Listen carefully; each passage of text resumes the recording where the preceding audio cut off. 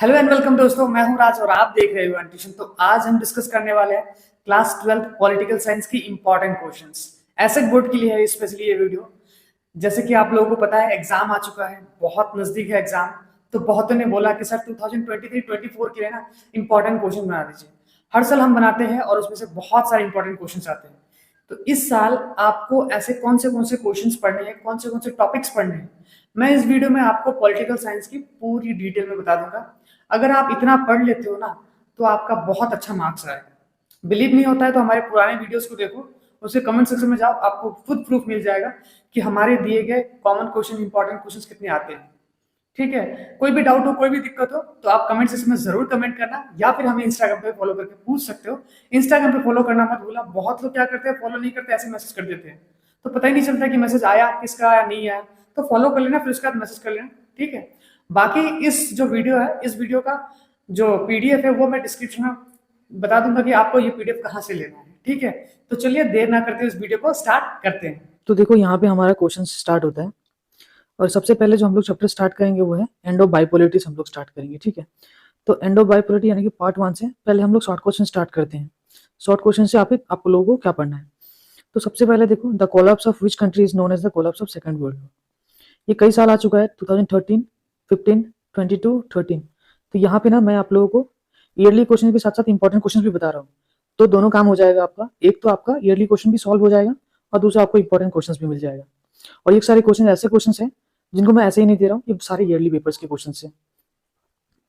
उसके बाद, who started political and economic reform in USSR, which among the following is not an outcome of the disintegration of Soviet union. तो यहाँ पे कुछ examples है, यहाँ पे ऑप्शन है, आपको ऑप्शन से सेलेक्ट करने हैं।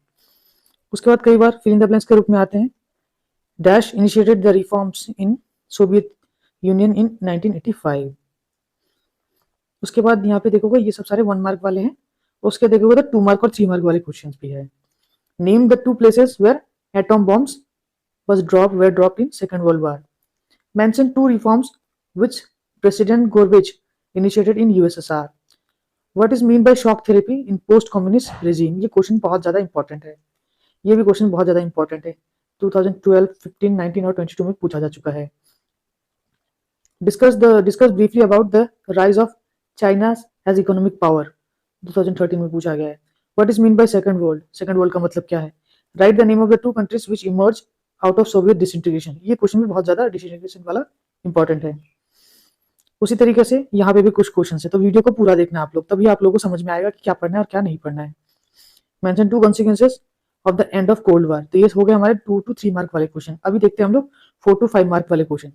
तो 4 to 5 मार्क वाले क्वेश्चन में discuss consequences of disintegration of Soviet union on world politics. Next है हमारा what is mean by global Commons, suggest 2 steps for protection of global Commons. Why did Soviet union disintegrate, discuss करो। जैसे कि मैंने ऊपर आपको बताया था, ये क्वेश्चन डिसइंटीग्रेशन वाला बहुत ज्यादा इंपॉर्टेंट है। उसके बाद right A short note on the political system of newly emerge states from Soviet union. Why did Soviet union disintegrate, Soviet union disintegrate क्यों हो गया है। तो देखो यही वापस दोबारा डिसइंटीग्रेट वाला क्वेश्चन बहुत ज्यादा इंपॉर्टेंट है। कई बार पूछा जाए क्यों हुआ, कैसे हुआ, कॉजेस बताओ, कॉन्सिक्वेंसेस बताओ। तो यही सब सारा जो है ना आप लोगों को बताना है। ठीक है, अच्छा, तो ये तो पहला चैप्टर का क्वेश्चन हो गया। उसके बाद हम लोग सेकंड चैप्टर देखते हैं, कंटेम्प्रेरी सेंटर्स ऑफ पावर्स। अच्छा, when did India started it's economic reform. ये शॉर्ट क्वेश्चन 1 मार्क वाले क्वेश्चन है। Who was the leader of the communist revolution in China. That's the common currency of European union. Right the full form of ASEAN. India is a member of state of ASEAN, yes या no बताना है हम लोगों को। उसका the border conflict between China and India is in 1962 was principally over dash and region. ये fill in the blanks के रूप में ऐसे क्वेश्चंस आते हैं। What do you mean by open door policy, open door policy क्या है। उसके बाद 2 मार्क या 3 मार्क वाले क्वेश्चंस, या फिर 4 मार्क या फिर 5 या 6 मार्क वाले क्वेश्चन। उसमें ऐसे तरीके के क्वेश्चन पूछे जाते हैं जैसे कि what is mean by resources politics. Mention 2 resources which are relevant for global politics. Write 2 major areas of influence of European Union. ये क्वेश्चन भी बहुत ज्यादा इंपॉर्टेंट है। Discuss the rise of China as economic power. तो जो मैं टिक करता चल रहा हूँ वो क्वेश्चन आप बहुत ध्यान से देखना, ये क्वेश्चन बहुत ज्यादा इंपॉर्टेंट है। उसके बाद what are the major areas of influence of European Union? Discuss detail. Mention 2 major areas of influence of European Union. What is ASEAN? Discuss the 3 pillars of ASEAN. 3 pillars of ASEAN को पढ़ना है आप लोगों को यहाँ पे. Write a short note on India-China relation. What are the main pillars of ASEAN? उसके बाद हमें डिस्कस करना है, इसको डिस्कस करना है elaborately. उसके बाद examine the political and diplomatic influence of European union. उसके बाद एग्जामिन करना है हम लोगों को, डिस्क्राइब करना है the aims and achievement of association of, यानी कि आसियान के बारे में बता रहा है. Discuss India relation with China. India का रिलेशन क्या है चाइना के साथ. Which were the members countries of ASEAN when it was formed. तो कौन से मेंबर्स थे, उनके मेंबर्स के नाम बता देंगे आप लोगों को. Mention 2 areas of conflict between India and China. Mention 2 economic and 2 military influence of European union. तो ये हो गए हमारे सेकंड चैप्टर के इंपॉर्टेंट क्वेश्चंस. उसके बाद हमारा थर्ड यूनिट यानी कि कंटेम्पररी साउथ एशिया. तो यहाँ से आप लोगों को क्या पढ़ना है, तो सबसे पहले देखते हैं 1 मार्क वाले क्वेश्चन में. सार्क का फुल फॉर्म आपको पढ़ना है. सार्क का सबसे पहला सबमिट कब हुआ था, ये बहुत इंपॉर्टेंट है, कई बार पूछा गया है. साफ्टा का फुल फॉर्म क्या है, ठीक है. ये क्वेश्चन 1 मार्क वाले क्वेश्चन में आप लोगों को ऐसे ही क्वेश्चन मिलेंगे. जैसे in which year the Bangladesh was born as independent country. कब हुआ था बांग्लादेश का जन्म.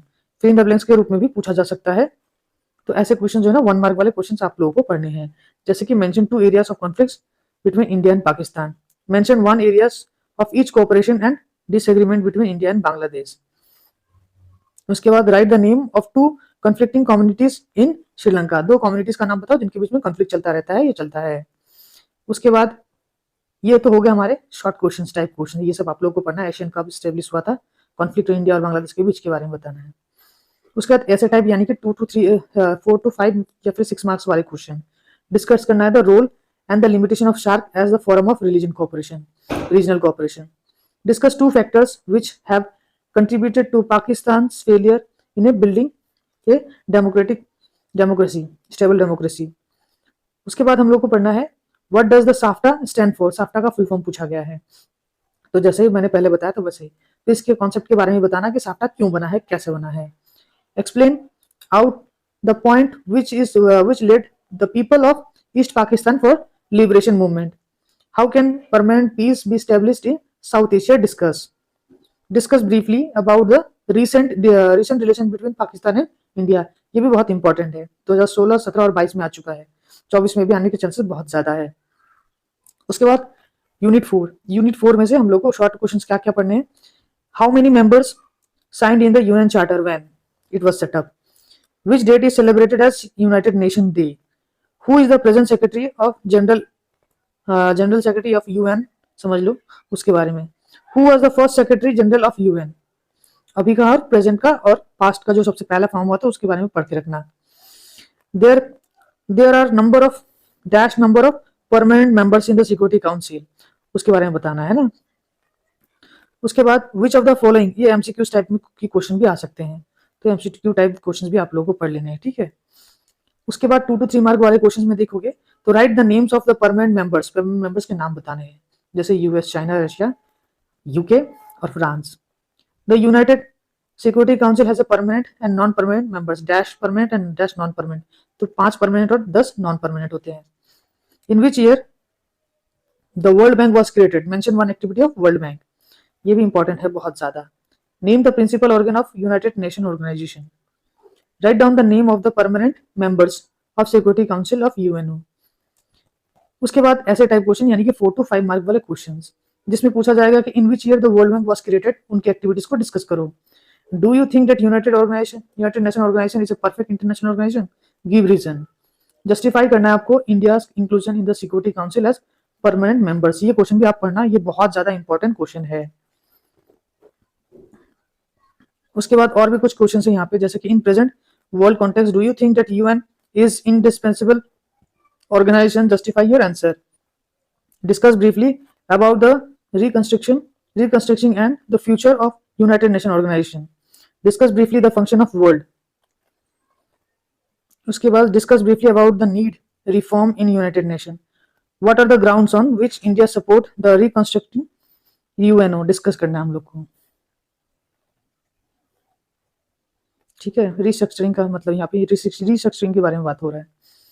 Do you think that India should be given permanent membership in United Security council? Justify करना, ये मैंने पहले भी आपको बताई, आपको पढ़ना है. तो ये हो गए नेक्स्ट हमारा 4th नंबर चैप्टर यानी कि unit security in contemporary world. तो यहाँ से आपको क्या पढ़ना है, एक ग्लोबल थ्रेट का एग्जांपल देना है। WTO का फुल फॉर्म क्या है, एक नया थ्रेट ह्यूमन सिक्योरिटी के लिए क्या है। तो ऐसे टाइप 1 मार्क वाले क्वेश्चन आएंगे। फिर उसके बाद हम लोग को 2 to 3 मार्क वाले क्वेश्चन देखना है। Difference between migrants and refugees, migrants और रिफ्यूजीज के बारे में पढ़ना बहुत इंपॉर्टेंट है।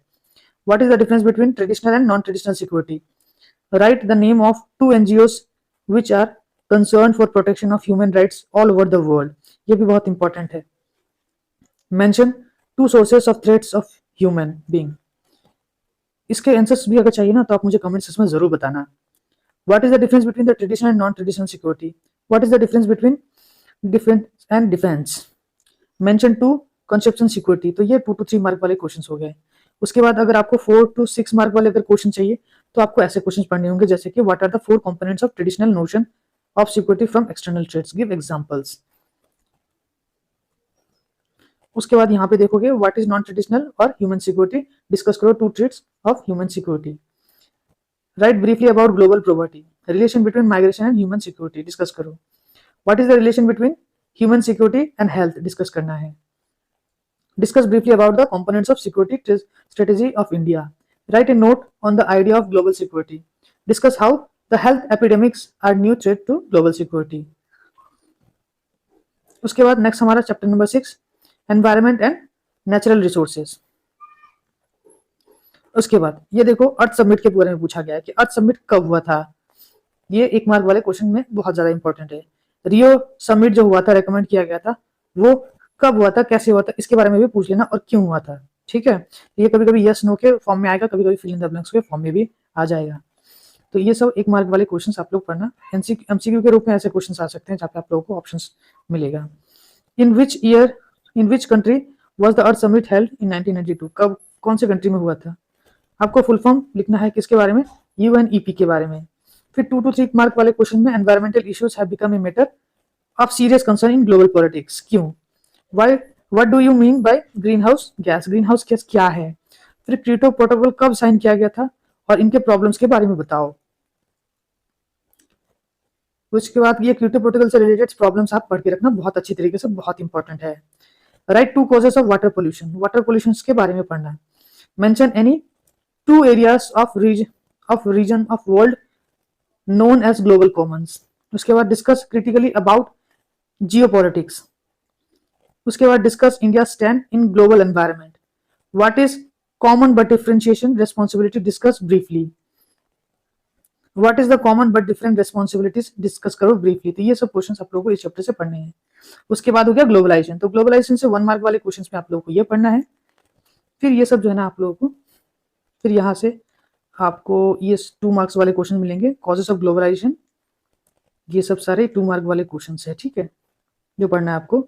और 4 to 5 मार्क वाले क्वेश्चन में ये सब सारे क्वेश्चन हो गए। तो ये सब क्वेश्चन अगर आप पढ़ लेते हो ना तो आपका जो है ना ये पार्ट 1 खत्म हो गया। अब पार्ट टू में से पॉलिटिक्स इन इंडिया।